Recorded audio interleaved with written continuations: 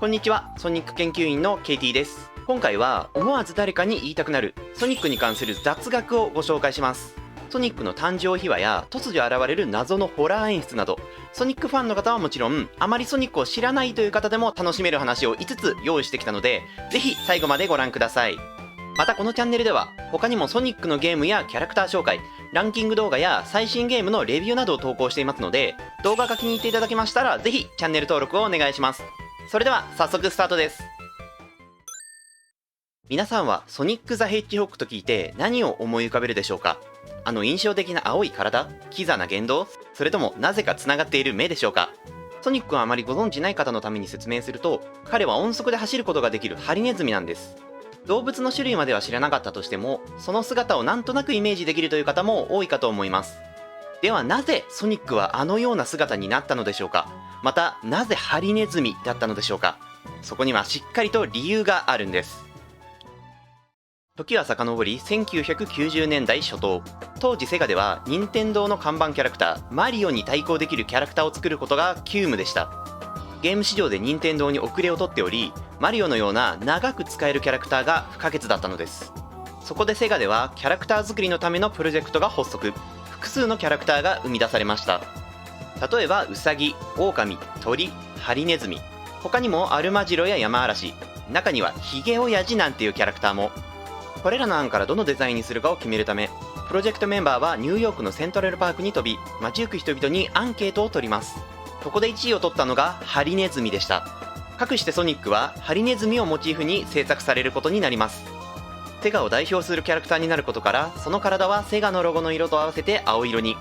また当時人気絶頂だったマイケル・ジャクソンがバッドというアルバムのミュージックビデオで履いていたブーツをサンタクロースをイメージした赤色にして足に履かせ、その性格は当時アメリカの大統領候補だったビル・クリントンのアメリカンな性格を付与。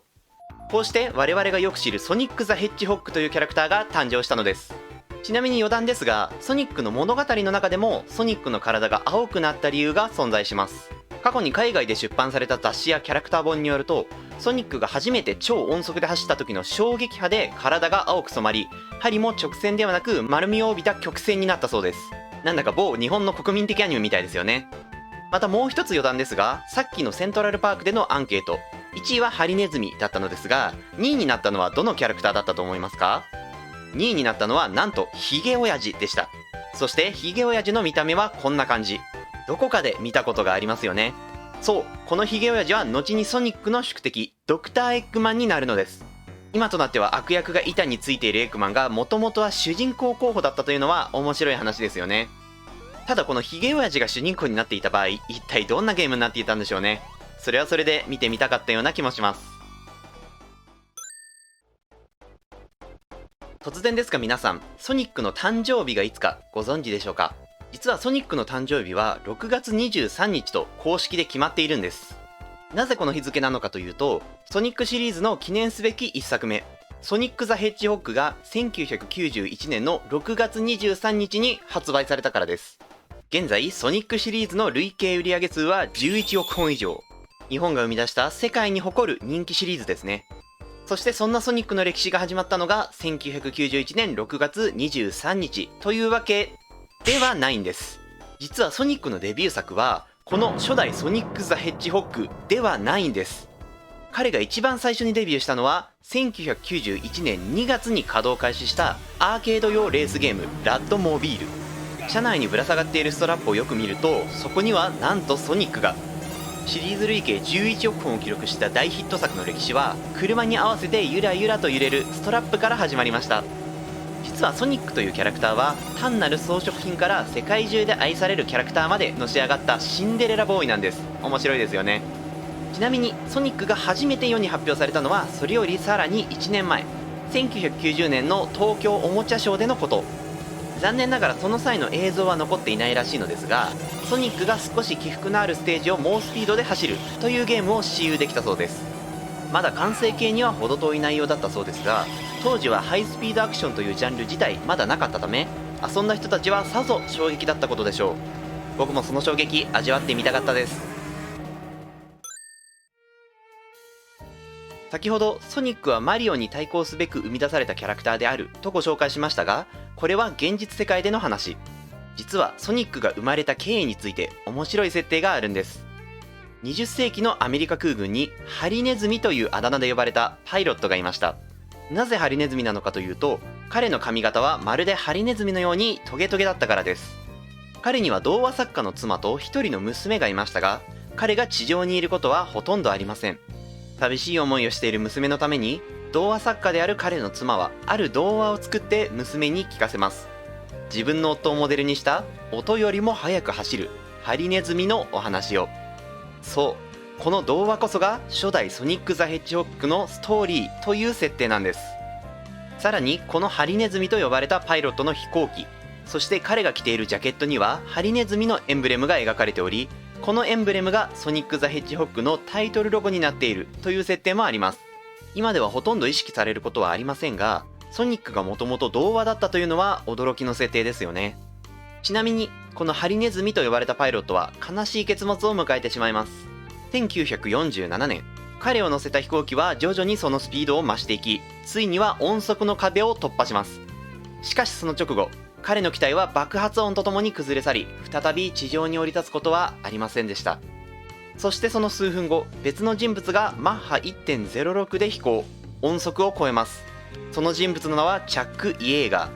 ー。後に初めて音速を超えた人類として歴史に名を残すことになります。このチャック・イエーガーは実在した人物で、人類で初めて音速を超えたというのも本当の話です。ただもしかしたらそれよりも前に音速を超えたトゲトゲ頭のパイロットがいたのかもしれません。そんなロマンを感じさせるソニック幻の設定でした。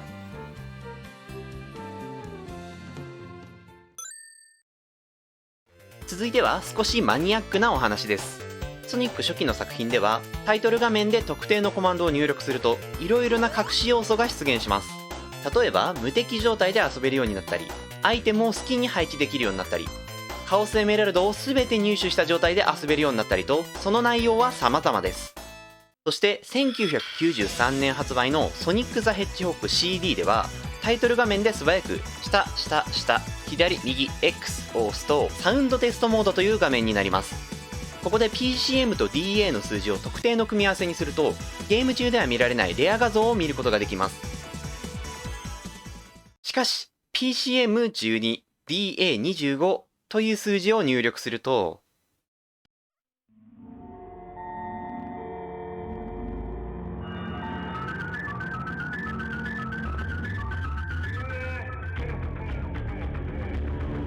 このように不気味な音楽、笑い声とともに顔が崩れた無数のソニックが並ぶ不思議な映像が流れます。海外では悪魔が描いたという都市伝説まで流れているこの映像。中央には楽しさ無限大セガエンタープライゼスというタイトル、そして右下には作者のサインとおぼしき文字が確認できます。魔人とは一体何者なのでしょうか。調べてみたところソニック CD エンドロールに答えがありました。どうやらソニック CD の背景を担当したスタッフのペンネームだそう。一体何を思ってこんなイラストを描いたのでしょう。疲れていたんでしょうかね。それとも本当に悪魔に取り憑かれていたのでしょうか。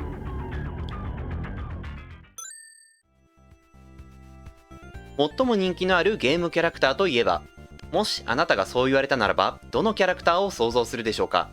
私はもちろんソニックと言いたいところですが、残念ながら違うでしょうね。おそらく多くの人の答えは任天堂の看板キャラクターマリオです。2011年にゲーム史上世界で最も知られているゲームキャラクターとしてギネスに認定され、同じくギネスが実施したゲームキャラクターの人気投票でも堂々の1位を記録しています。ちなみにソニックは同ランキング10位。マリオに対抗して生み出されたソニックですが、現実は厳しいですね。しかし実はソニックがマリオに勝ったことがあるんです。それは2008年にイギリスの大手新聞社デイリー・テレグラフで実施された最も好きなゲームキャラクターアンケート。そこでソニックはマリオのみならずゼルダの伝説の主人公リンクやポケットモンスターシリーズの看板キャラクターピカチュウをも抑えて堂々の1位を獲得しました。ソニックは日本より海外で人気があると言われていますが、まさにそれを裏付ける快挙です。また1994年にはアメリカの人気ランキングでなんとあのミッキーマウスを上回ったこともあります。